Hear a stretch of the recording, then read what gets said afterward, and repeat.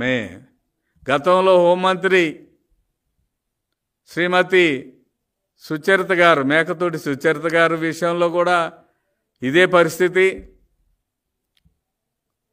ఆమె ఇంటికి దగ్గరలో ఉన్న హాస్పిటల్లో పోలీసుల దౌర్జన్యం వల్ల చనిపోయిన కిరణ్ని పరామర్శించలేని దుస్థితి. ఇదే పరిస్థితి హోమ్ మినిస్టర్ గారుగా పనిచేస్తున్న వనిత గారికి వచ్చింది.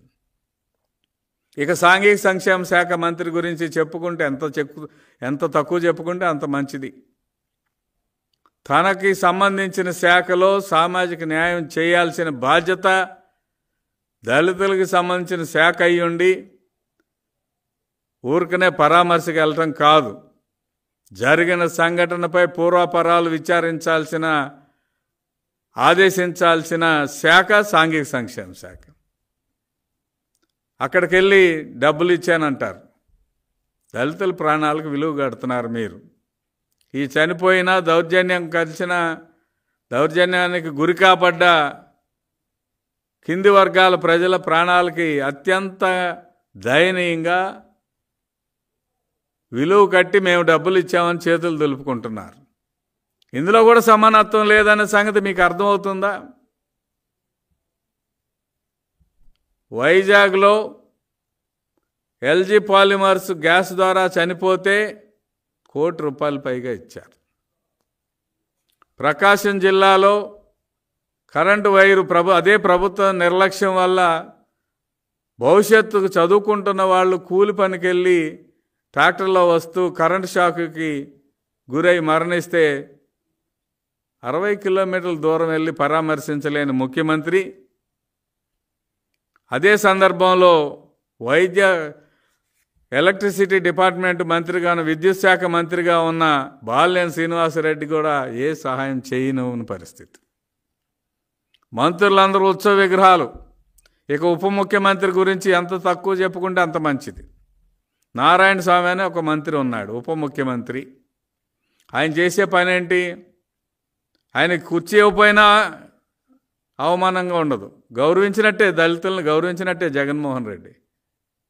ఏ మాత్రం కూడా సిగ్గు కానీ, లజ్జ కానీ, ఆత్మగౌరవం కానీ, ఆత్మాభిమానం కానీ ఏమీ లేని వ్యక్తులని మంత్రులుగా పెట్టుకొని సామాజిక సాధికార యాత్ర చేయటానికి తగుదునమ్మా అంటే తయారయ్యారు ఈ సామాజిక సాధికార యాత్ర చేసే మంత్రివర్గ సభ్యులు.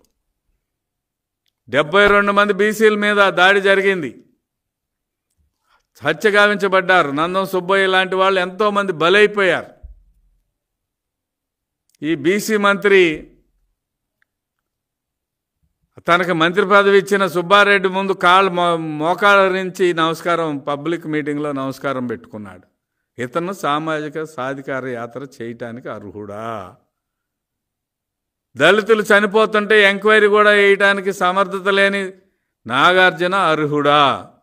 తన సొంత నియోజకవర్గంలో దళిత యువకుడు చనిపోతే కనీసం ఆ కుటుంబం తన కోసం పనిచేశారనే విశ్వాసం కూడా మర్చిపోయి పోలీసులకి ఒక ఫోన్ చేసి,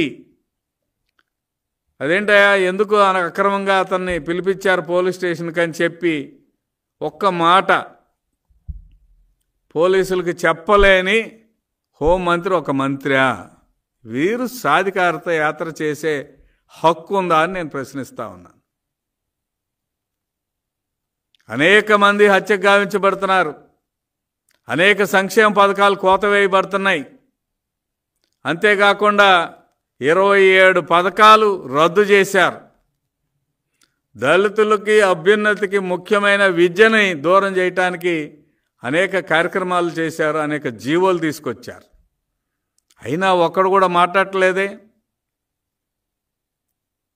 ఒక్కడు కూడా నోరెత్తి మాట్లాడి మా వర్గాలకి ఈ కార్యక్రమాలు ఉన్నాయి, వీటిని అమలు చేయాలని మాట్లాడుకునే పరిస్థితి ఉన్న మంత్రులు ఒక అవసరమా? దళిత సమాజానికి, ఈ బీసీ సమాజానికి, ఈ ఎస్టీ సమాజానికి. ట్రాక్టర్తో ఒక హనుమాయమ్మ అనే ఒక దళిత మహిళని తొక్కిచ్చారు వైసీపీ నాయకుడు, దాని మీద చర్యలు లేవు.